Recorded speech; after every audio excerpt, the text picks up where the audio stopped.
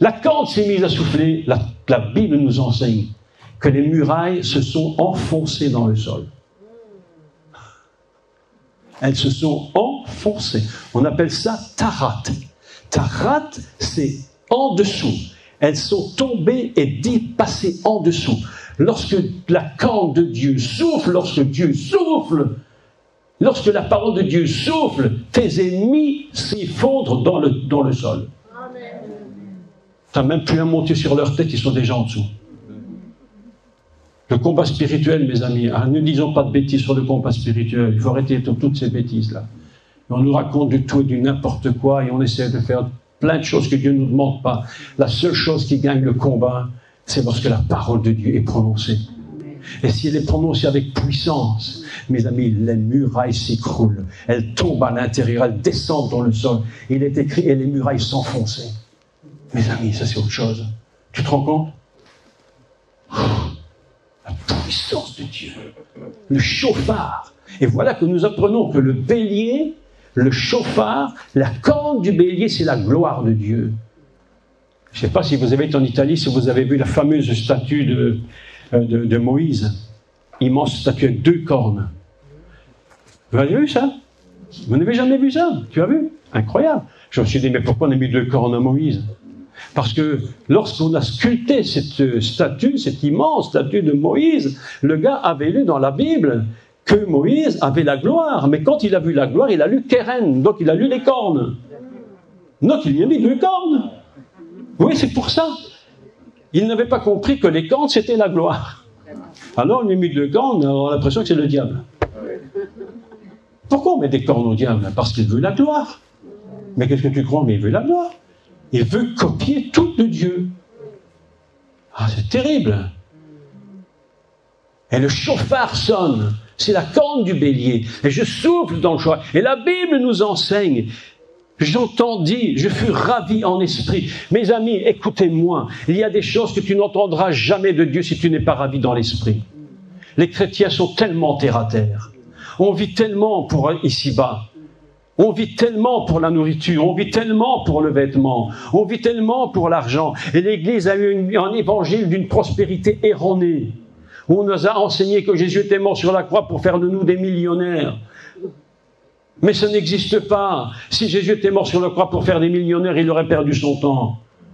Il n'est pas venu pour faire de nous des milliardaires. Il n'est pas venu pour ça.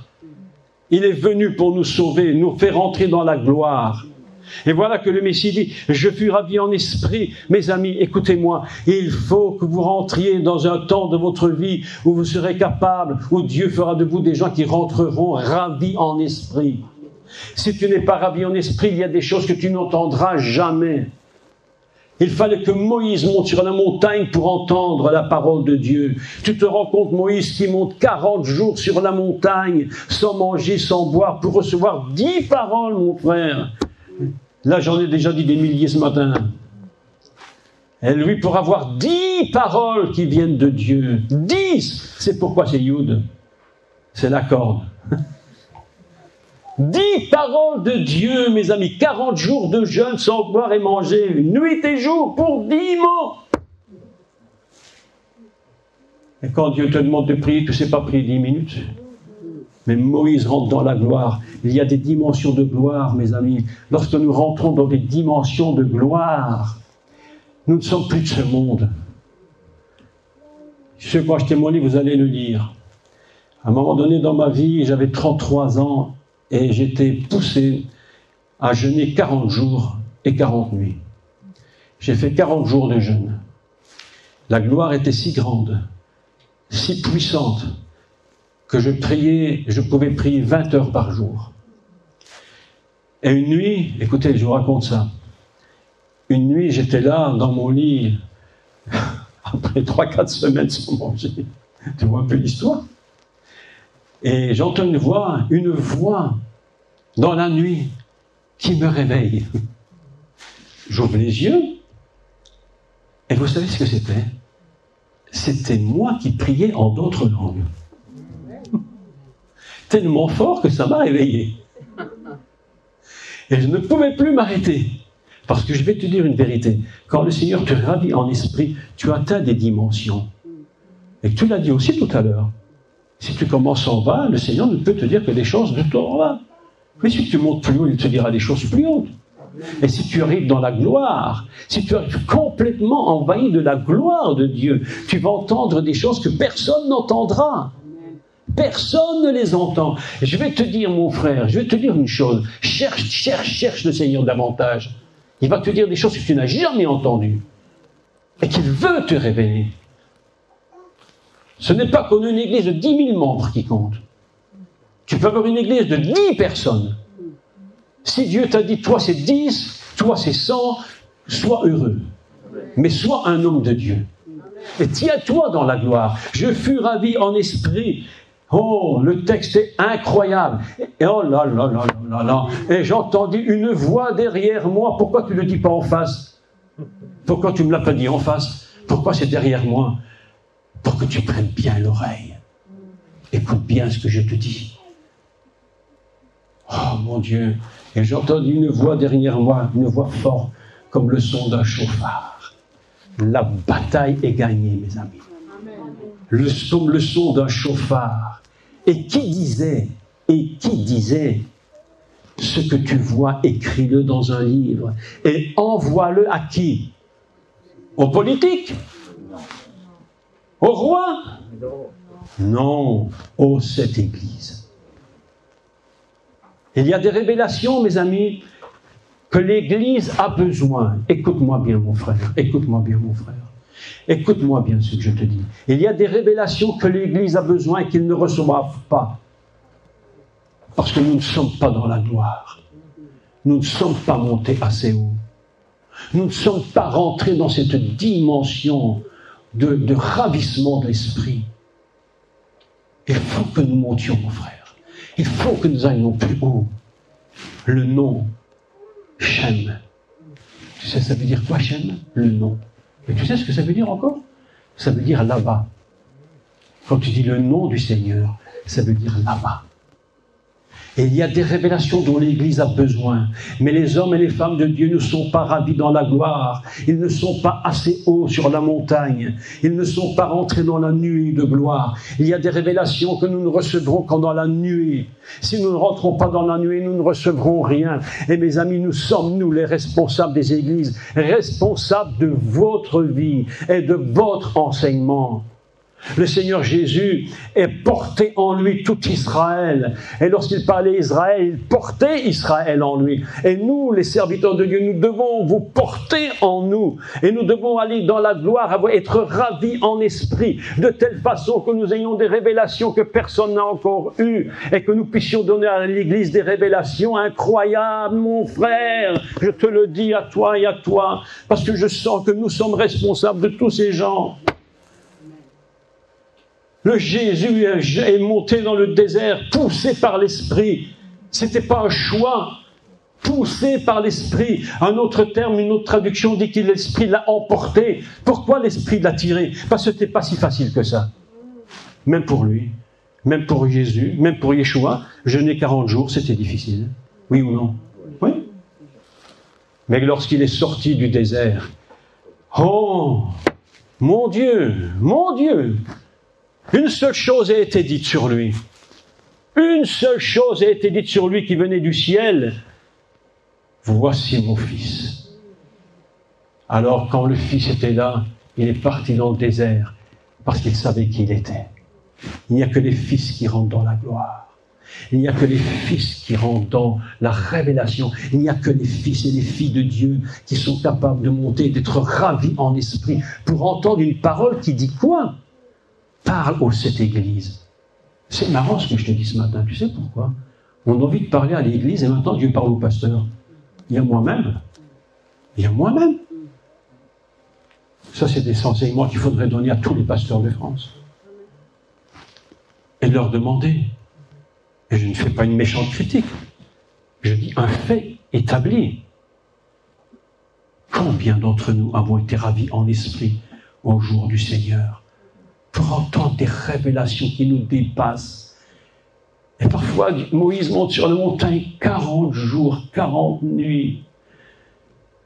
Il reçoit 10 paroles. 10 paroles. Qui c'est qui est capable de jeûner 40 jours, 40 nuits pour avoir 10 par an? Mon Dieu, écris-le et envoie-le aux 7 églises. Écoutez le texte. Je me retournais pour connaître quelle était la voix qui me parlait. Il ne savait même pas qui c'était. Il ne savait pas qui c'était. Il entend une voix, il ne sait même pas qui c'est. Ah, mon frère, ravi en esprit, tu ne sais même pas qui c'est qui te parle. C'est tellement glorieux. Tu dis, qui me parle? Mais qui me parle? Et après m'être retourné, écoutez le texte. Je vis 7 chandeliers d'or. 7 menorahs. Oh mon Dieu, la menorah. Tu sais ce que c'est la menorah? C'est incroyable. La menorah, c'est la chose la plus inimaginable du monde. Je voudrais vous montrer quelque chose, d'accord? Oh. Je vais vous parler de la menorah. Laisse-moi mon esprit partir. Laisse-moi mon esprit partir. Regarde ce que je vais te montrer. La menorah, c'est quelque chose d'absolument inimaginable.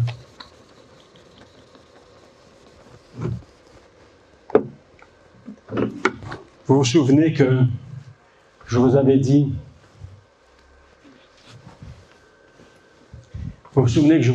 que l'Adam était apparu sur terre le 6e jour, d'accord? 6e jour, c'est pas par hasard. Il y a un but, puisque 6 en hébreu c'est shesh, et que shesh c'est le vêtement de fin lin des sacrificateurs, et c'est l'étoile du tabernacle. Je fus ravi en esprit. J'aurais dit le texte, c'est important. Je fus ravi en esprit et je vis 7 chandeliers. Écoutez ceci. En chandelier, shesh, ça s'écrit comme ceci, en hébreu. Ça, c'est shesh. D'accord? 6. Le fin lin.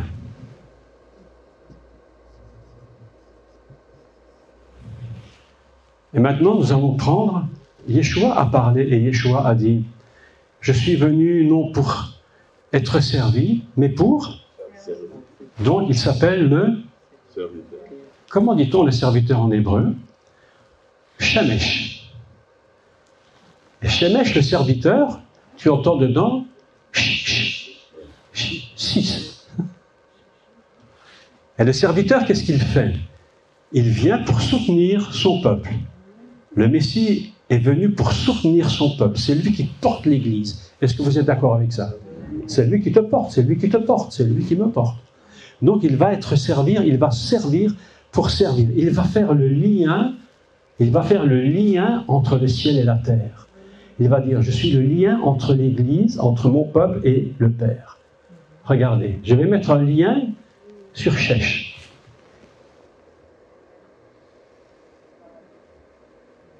Qu'est-ce que tu retrouves là? La menorah. Lorsque Dieu crée son monde, 7 jours, chaque jour est éclairé par la présence de la menorah.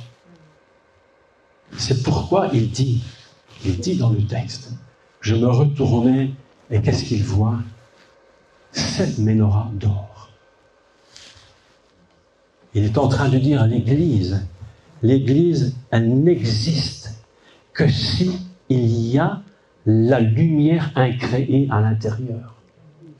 Nous ne sommes pas là, mes amis, écoutez-moi bien ce que je dis. Nous ne sommes pas ici pour créer de la lumière. Nous ne sommes pas ici pour produire de l'onction. Nous ne sommes pas ici pour produire de la gloire. Nous ne produisons aucune gloire, nous ne produisons aucune onction, nous ne produisons aucune lumière, nous ne produisons aucune eau d'en haut. Ce n'est pas nous, ce n'est pas notre travail, nous ne sommes pas faits pour ça. Nous sommes seulement faits pour être avec la gloire de Dieu. C'est pourquoi lorsqu'il dit, Jean, tu te rends compte que Jean est enlevé au ciel, il est enlevé là-haut uniquement pour entendre cette parole. Parle aux 7 églises. Ce matin, une chose dans mon esprit qui me perce la tête. Et je sens que c'est dans ce sens que Dieu veut nous conduire ce matin. J'aurais beaucoup de choses encore à vous dire, mais le temps nous manquera. J'aurais voulu vous parler sur les 10 vierges.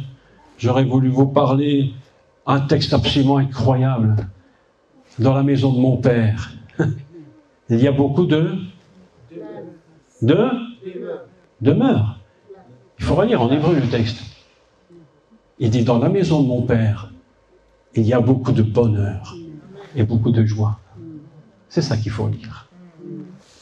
Là-haut, mes amis. Ce matin, le Seigneur me pousse à vous dire ceci.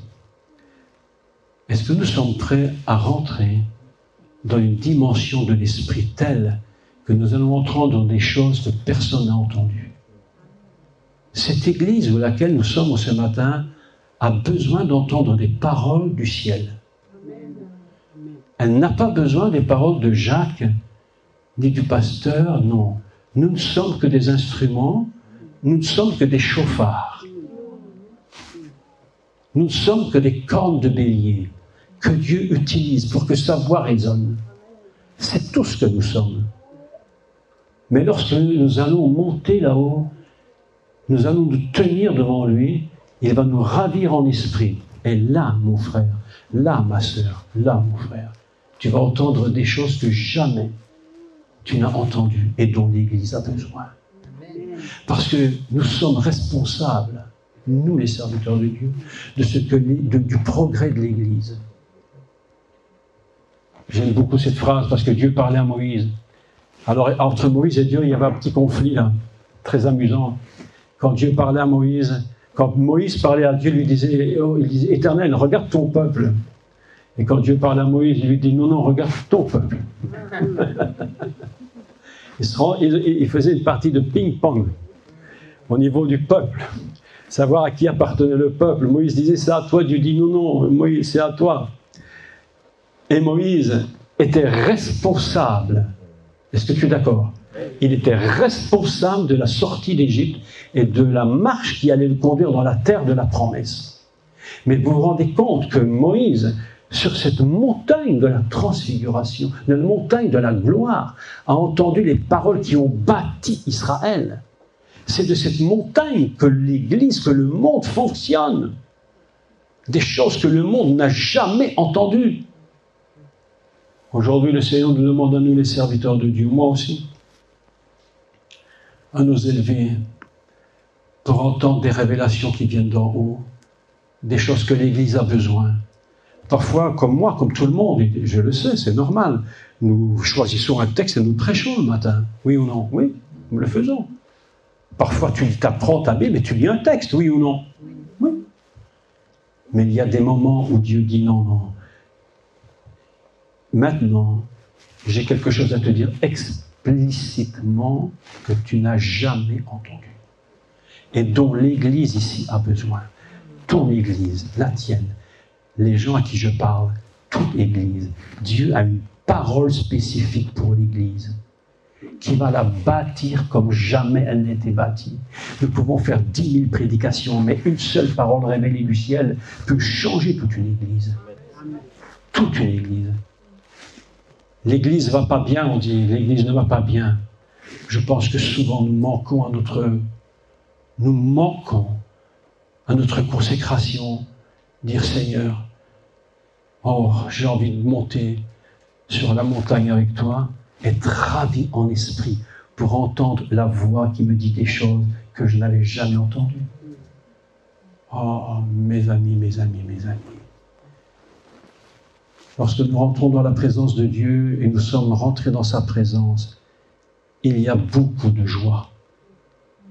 Le psaume dit « Heureux, heureux l'homme qui ne marche pas selon le conseil des méchants ». Il ne faut pas lire ça, c'est une mauvaise traduction. Il faut dire « les joies et les bonheurs ». Les joies et les bonheurs, c'est ça qui est écrit en hébreu. Il y a des bonheurs, il y a des joies pour celui qui ne fonctionne pas comme le monde. Mes amis, des bonheurs, heureux les bonheurs. Mon Dieu, Seigneur, il nous faudrait parler pendant 10 jours. On dirait même pas la moitié de la centième d'une goutte infinie dans l'océan divin. La parole de Dieu est tellement illimitée. Et parfois nous parlons, nous prêchons, les gens me disent « Oh, tu connais beaucoup de choses en hébreu. » Nous ne connaissons que 9 gouttes de la réalité. C'est minuscule ce que nous connaissons de Dieu, mes amis. Et ce texte ce matin, c'est ce texte-là que Dieu nous donne. J'entends dans mon esprit que c'est ça qu'il faut que je dise ce matin. J'avais prévu autre chose, mais le temps passe, il faut que je m'arrête. Parce qu'après, on va passer à autre chose. Ce texte-là, c'est celui que l'Esprit nous dit ce matin. Lorsque nous parlons du Seigneur, il faut nous connecter avec le ciel. Un prédicateur, il a cette forme-ci. Le ciel et la terre et les hommes. Nous devons toujours, quand nous prêchons, connecter avec le ciel, pour que nous entendions sa voix qui me dit ça, ou plutôt ne dis pas ça. Un jour, j'étais dans une église et le Seigneur m'a dit, ne dis pas. C'est vrai, ne le dis pas, ils ne vont pas comprendre. C'est vrai. Ce texte-ci, mes amis, le Seigneur est en train de me dire, c'est ça que je voulais vous dire ce matin. Je fus ravi en esprit au jour du Seigneur. Et j'entendis une voix derrière moi qui me disait, fort comme le son d'un chauffard. Bon. Continuons quand même 5 minutes. Écoutez-moi bien. Nous avons lu Thessaloniciens. C'est au son du chauffard que les morts en Christ ressusciteront. Vous imaginez la révélation de Paul, quand il entend cette parole qui lui est révélée, selon la parole du Seigneur. Il dit, je ne vous raconte pas des élucubrations, je vous dis que le Seigneur m'a dit, c'est au son du chauffard, au jour de Dieu, que le Seigneur descendra et qu'il ressuscitera les morts, et que les vivants nous seront enlevés avec lui dans les airs. Mes amis, c'est le jour glorieux. Le jour glorieux. Ce soir, je voudrais qu'aucun d'entre vous ne faisiez partie des vierges folles. Il faut que vous soyez remplis de l'huile. Oui ou non? Mais ne viens pas me demander la mienne, je n'en ai pas à te donner. La mienne, mon huile et mon onction, j'ai payé le prix pour l'avoir. J'ai été chercher celui qui en vendait. Et j'ai payé le prix pour l'onction. Écoutez-moi bien, je vais vous dire une chose qu'il faut que vous n'oubliez jamais. Le salut est gratuit. Oui ou non? Oui. Parce que ce n'est pas payable. Il n'y a rien qui peut te racheter. C'est pourquoi il n'y a que le salut qui est gratuit. Tout le reste est payant. Amen. Tout le reste, tu payes. Amen. Si tu ne payes pas le prix, tu n'as pas d'onction. Jacob a pris de l'huile, il l'a mis sur le rocher. Un texte hébreu incroyable. La Bible nous dit qu'il a pris des pierres pour faire son chevet. Lorsque tu décodes le mot hébraïque, la valeur hébraïque est 12. Il a pris 12 pierres, les 12 tribus. Il les a mis là, et il a mis sa tête. Et lorsqu'il se réveillait, la Bible nous enseigne, dans le texte hébraïque, il n'y avait qu'une seule pierre. Elles avaient fusionné en une seule, mon frère. Et il a mis l'huile sur le sommet pour attester qu'il avait vraiment choisi. L'onction, c'est une attestation de Dieu. L'onction, c'est pas fait pour que tu racontes blablabla bla, bla, bla, à longueur de journée dans les réunions et croire que tu es devenu le summum de l'humanité. L'onction, non, il faut que je te parle un jour sur Shavuot, là, parce que je vais t'expliquer quelque chose d'incroyable. Non, la Shavuot et le baptême de l'Esprit, c'est pas ce que tu crois. C'est carrément autre chose. Carrément autre chose. Et nous avons besoin d'être marqués par l'onction de Dieu. Il faut que le Saint-Esprit vienne sur nous pour marquer son attestation. Lorsque le Saint-Esprit tombe sur toi, il atteste qu'il t'a véritablement choisi. Il dit, voilà mon attestation sur toi. Je te mets la signe et la marque par le Saint-Esprit. Sinon, mes amis, ne viens pas chercher de l'onction là où il n'y en a pas. Les gens courent les réunions pour avoir des onctions. Non, mais tu plaisantes. Arrête de plaisanter. On ne va pas dans des réunions pour avoir des onctions à tour de bras. Et on te fait des onctions pour ceci, des onctions pour cela, et l'onction pour jeter ses godasses en dessous des chaises, et l'onction pour faire tomber de la... Mais arrêtez un peu ces bêtises. On n'en est plus là aujourd'hui. L'onction, c'est pas ça, l'onction. L'onction, c'est Dieu lui-même. Nous ne provoquons pas l'onction. Ne provoquez pas Dieu. Ne vous amusez pas à provoquer Dieu en produisant des onctions pour faire croire que nous avons, nous, de l'onction. D'abord, mon onction, je ne te la donnerai jamais. Elle est à moi, j'ai payé le prix. Il n'y a qu'une chose que je te donne, que j'ai payé le prix. Si tu viens chez moi, c'est la soupe. Le reste, je ne te donne pas. Tu veux mon onction, paye le prix. Oui ou non? Oui. Là où j'en suis, c'est parce que j'ai payé le prix. Oui. Mais qu'est-ce que tu crois? Et les gens osent venir encore nous critiquer. Tu me critiques, mais tu ne sais pas le prix que je paye. Tu me critiques dans ma marche, mais tu n'as jamais marché dans mes godasses. Mais oui, ils sont capables de tout. Pour prouver qu'ils ont l'onction au-dessus de toi. Mais moi, je n'ai pas besoin d'onction au-dessus de moi. La mienne me suffira. Et les 10 vierges folles et les 10 vierges sages, c'était tous des vierges. Elles n'avaient jamais été touchées. Néanmoins, il y en avait 10 qui avaient de l'huile et 10 qui n'en avaient pas. Mais celles qui en avaient m'ont dit, mais je ne vais quand même pas te donner la mienne. J'ai payé le prix. Quand tu n'as pas été, va payer ton prix. Amen. Si tu veux de l'onction, il faut payer. L'huile, c'est pas gratuit. L'onction, ça se paye. L'onction, c'est un don de nous-mêmes, sans compter. Tout le monde veut servir le Seigneur, oui. Le jeune homme riche vient voir le Seigneur et lui dit, oh Jésus, tu es merveilleux. Tu as fait des miracles formidables. Oh, je voudrais te suivre. Jésus dit, mais il n'y a pas de problème. Écoute-moi bien ce que je vais te raconter. Tu vois, ma tête, ça chauffe dans ma tête. Là. Il y a des gens qui nous disent dans l'Église, fais attention à ce que nous disons, nous les serviteurs. C'est un ministère autoproclamé. Mais ça veut dire quoi, autoproclamé? Ça veut dire que ce n'est pas une dénomination qui t'a envoyé. Mais ce n'est pas une dénomination qui m'envoie, c'est le Seigneur qui m'envoie d'abord. Et le jeune homme riche vient voir le Seigneur. Et il lui dit, Jésus, je voudrais te suivre. Jésus lui a pas dit non, tu as un ministère autoproclamé. Mais oui ou non? Il ne lui a pas dit. Il lui a dit, il n'y a pas de problème, mais le prix, c'est le même pour tout le monde. Toi, je t'appelle, tu me suis, tu payes le prix. Toi, je ne t'ai pas appelé individuellement, mais tu veux me suivre par choix, je te reçois, mais le prix est le même. Et il lui dit, écoute, le prix, il faut payer le prix. Tu auras l'onction, mais paye le prix. Vends tout ce que tu as. Et Jésus était très subtil. Écoute-moi bien. Fais attention. Jésus était très subtil. Il n'a pas dit, vends tout ce que tu as et donne-moi l'argent. Il a dit, vends tout ce que tu as et donne-le aux pauvres. Pour qu'on ne vienne pas dire que j'ai profité de toi. Et la Bible nous dit ceci. Écoutez, la Bible nous dit ceci. Oh mon Dieu. Le jeune homme s'en alla tout triste. Il croyait que parce qu'il avait des biens, il pouvait servir Dieu. Mais le texte ne s'arrête pas là. Et il continue. Et vous savez ce qu'il dit? Un texte admirable. C'est admirable. Et Jésus l'aima. Mais il ne l'a pas utilisé. Jésus t'aime beaucoup, mais tu n'es peut-être pas utilisable. Parce qu'il faut payer le prix. Et l'onction, c'est le prix. Tu sais pourquoi le salut est gratuit? Tu sais pourquoi le salut est gratuit? Voilà une question, hein? Laisse-moi t'expliquer quelque chose. Laisse-moi quelque chose, je vais t'expliquer pourquoi le prix est gratuit.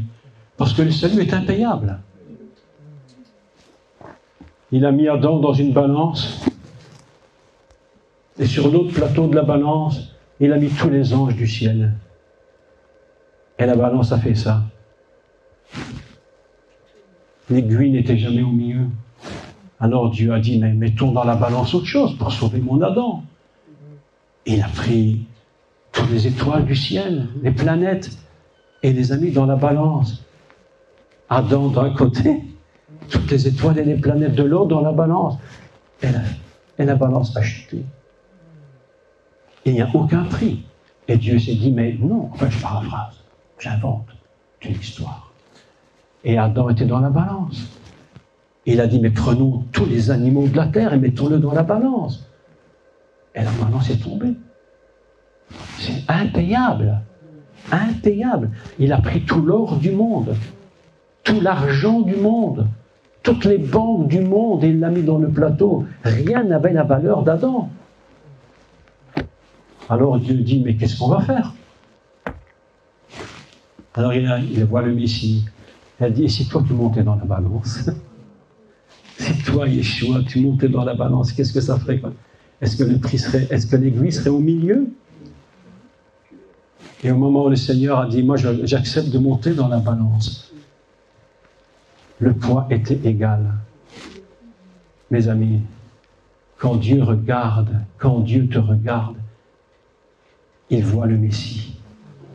Tu sais quelle est ta valeur, tu sais quelle est ta vraie valeur. Tu connais ta vraie valeur. Écoute, c'est incroyable. La seule valeur que tu as et qui est égale à ce que Dieu désire, c'est le Messie lui-même. Amen. Tu as une valeur égale à lui. Amen. Je te regarde, et je te dis, mais cette sœur, ce frère, il a la même valeur aux yeux de Dieu que le Messie lui-même. Dieu dit exactement. C'est pourquoi c'était le seul poids qui était possible dans la balance. C'est pourquoi le salut n'est pas payable. Mais tout le reste est payant. Alors les vierges folles sont parties. Elles ont couru chercher de l'huile. Mais c'était un peu tard. Alors ce matin, le Seigneur nous appelle tous. Il nous dit plusieurs choses ce matin. Il nous dit, est-ce que tu es capable d'aller dans les hauteurs de ma parole? Est-ce que tu es capable d'être ravi en esprit au jour du Seigneur pour entendre des choses que tu n'as jamais entendues et dont mon peuple a besoin? Ça, c'est l'appel aux serviteurs de Dieu ce matin. C'est l'appel aux serviteurs de Dieu. À moi-même. Quand je te parle, je me parle à moi-même d'abord. Est-ce que je suis capable de monter pour être ravi en esprit et entendre des choses ineffables? Et l'apôtre Jean entend une voix qui dit, qu'est-ce qu'elle dit la voix? Monte ici. Monte ici. Et elle dit, et je regardais et je vis une porte ouverte dans le ciel. Waouh! Mais avant de passer de l'autre côté pour voir ce qui allait se passer, toute l'Église était mise au pied du mur. Et aujourd'hui, la question que Dieu pose, est-ce que tu as de l'huile? Est-ce que tu as de l'huile? Est-ce que tu es capable de payer le prix pour avoir de l'onction? Dieu nous donne toujours une part. Parce que sans l'onction, nous ne pourrons pas aller plus loin. Il nous donne toujours une part, un temps de départ. Et puis, avec cela, il faut avancer. Et il faut payer le prix pour pouvoir être loin du Seigneur. Jésus a payé le prix. Et la Bible nous dit, Jésus revenant du désert, il était revêtu du Saint-Esprit. C'était un manteau de revêtement. C'est pourquoi lorsqu'on touchait son manteau, on était guéri. Lorsqu'il passait quelque part, il laissait toujours une bonne odeur. Je vais terminer avant de prier pour vous. Écoutez ceci. Dans le tabernacle, dans le temple de Jérusalem, quelque chose de très, très particulier se propageait. Et vous savez quoi? C'est que lorsqu'on faisait tous les jours l'offrande du parfum, de ce qu'on appelle l'autel des parfums, on appelle ça mitzvah haktoret, c'est là où on mettait tous les jours le parfum. Quelque chose se produisait. Vous savez ce que les rabbins nous disent, et ils ont raison. Ils nous disent qu'au moment de l'offrande du parfum, le parfum était si puissant qu'il se dégageait du temple une odeur merveilleuse qu'on sentait jusque Jéricho. Tout Israël était rempli de l'odeur du parfum. Oh, mes amis, le parfum que Dieu nous donne sur nos vies, ça ne devrait peut-être même pas être simplement spirituel. Je me finis par me demander si ça ne devrait pas être physique. Il y a quelque chose qui se dégage. Quelque chose qui se... Un jour, nous étions à la maison avec mon épouse, on priait. Et mon épouse me dit, tu sens l'odeur? On respirait un parfum, on dit, tu sens, tu te rappelles? Elle me dit, mais tu sens cette odeur? On était dans le bureau, on était en train de prier. Elle dit, tu sens? Elle dit, pourtant, j'ai rien mis sur le feu, j'ai rien cuit. Il n'y a rien qui est dans la casserole. C'est quoi cette odeur qui apparaît tout d'un coup dans la pièce? C'est parce qu'il y a le prix qu'on paye, mes amis. Il y a un prix à payer. Pour entrer dans le ravissement de l'esprit, il y a un prix à payer. Et parfois, Dieu nous demande une chose, il nous dit, écoute-moi, retire-toi du ministère pour un temps. Retire-toi une semaine, 15 jours, un mois, comme Dieu te dit, n'importe. Retire-toi, retire-toi. J'aime Paul, j'aime l'apôtre Paul. Vous savez ce qu'il faisait, Paul? Oh là là. Il avait une telle confiance dans le Saint-Esprit que quand il quittait une église, vous savez ce qu'il disait? Il les remettait au Saint-Esprit. Vous savez ce qu'on fait aujourd'hui? On va vite chercher une école biblique pour trouver un pasteur. Oui. Vrai ou pas vrai? Oui. C'est-à-dire qu'on a plus confiance dans les codes de théologie que dans le Saint-Esprit. Je vous dis la vérité, hein? Oui. Si demain Dieu t'appelle à quitter cette église pour 3 semaines pour aller te retirer, pour être radié en esprit, remets-la au Saint-Esprit. Il fera ses affaires. Il sait gérer. Oui, mes amis. Je me suis retiré dans la présence de Dieu et j'ai dit, Seigneur mon Dieu, qu'est-ce que tu veux me dire pour ton Église? Qu'est-ce que tu me dis de leur dire? Qu'est-ce qu'ils doivent entendre? Ce matin, j'aimerais qu'on puisse ensemble, serviteurs de Dieu compris, moi compris, nous tenir devant le Seigneur et dire, Seigneur, nous allons bientôt monter vers toi, mais il nous faut l'onction, il nous faut de l'huile. Parce que si par hasard tu revenais dans une demi-heure et que nous n'avons pas ce qu'il nous faut, alors mes amis, pour paraphraser un peu, de façon un peu erronée, allez chercher de l'huile chez ceux qui en vendent tant qu'il est temps. Tant qu'il est encore temps. Parce que le jour vient où il n'y en aura plus. Le monde avance à une vitesse incroyable vers la destruction incroyable. La France est en train de mourir. C'est un pays magnifique qui est en train de mourir par la corruption. Il n'y a plus aucune moralité dans ce pays. Tout est en train de s'écrouler dans ce pays. Et nous, mes amis, qu'est-ce que nous faisons? Est-ce que ce matin, vous êtes prêts à avoir une part de l'onction? Mais vous ne recevrez pas toute l'onction ce matin. Vous recevrez la part qui vous permettra de payer le prix. Parce qu'on ne paye pas le prix si on n'est pas soutenu par l'onction. Mais si tu veux atteindre des niveaux de lumière plus élevés, et si tu veux atteindre un niveau où tu seras dans le ravissement du Saint-Esprit, il faut une base d'onction, une base. Et si tu en manques ce matin, nous allons faire l'onction d'huile ce matin, sur chacun d'entre vous, sur ceux qui désirent, qui que nous soyons. Est-ce que vous savez que mon épouse et moi, quand on prie ensemble, on se oint d'huile? Oui? Hein? On se oint d'huile. Et je vais vous dire un secret pour les couples. Les couples, quand tu pries pour ton conjoint, tu ne peux pas le détester. Quand on prie ensemble, on ne peut que l'aimer. Ça ne veut pas dire qu'on est toujours d'accord, mais il n'y a pas de conflit. Il n'y a pas de conflit. Parce que nous sommes capables de nous oindre et de prier l'un pour l'autre. Elle prend l'huile, elle me met, elle me oint, elle me remplit, elle me dit, voilà, je te oins d'huile, je prends l'huile, je mets sur son front, je le vois, je dis, mon époux, sois béni du Seigneur. Et nous nous bénissons mutuellement dans un couple. C'est pas, on doit le faire dans un couple, on doit se bénir mutuellement. Sinon, le ministère va s'écrouler. Payons le prix.